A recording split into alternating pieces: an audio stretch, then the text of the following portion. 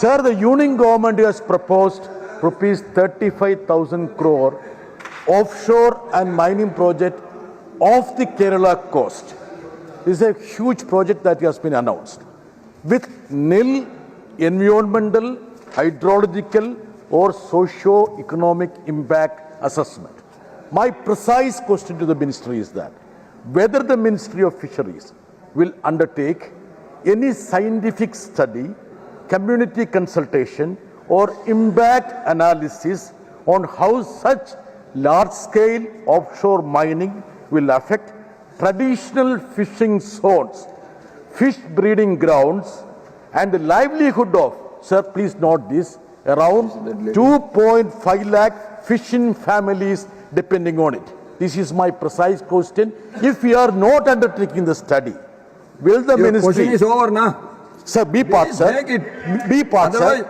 Every member has to get a chance now. Be part, sir. You are... And meaningful protection of the coastal family, what will you do for that? Sir, precise questions. सभापति महोदय, जो माननीय सदस्य का प्रश्न है वो इस मूल प्रश्न से उसका कोई मतलब नहीं है।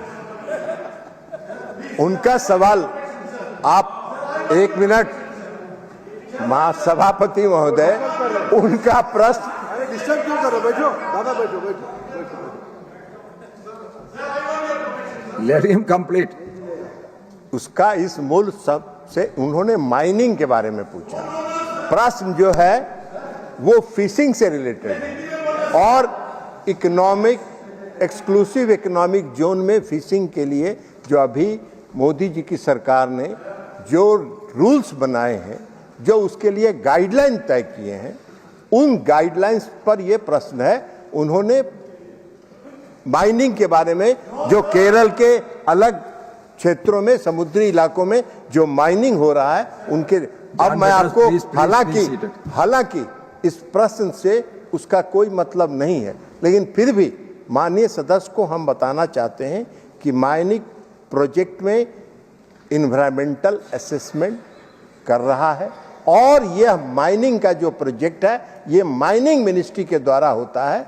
उसमें जो भी उसका इन्वायरमेंटल असेसमेंट है, उसको असेसमेंट करने के बाद ही उसमें किसी तरह की लाइसेंसिंग का प्रोविजन है। हालांकि यह प्रश्न इससे संबंधित नहीं है, फिर भी चूंकि माननीय सदस्य ने जानना चाहा, मैंने उनको बता दिया।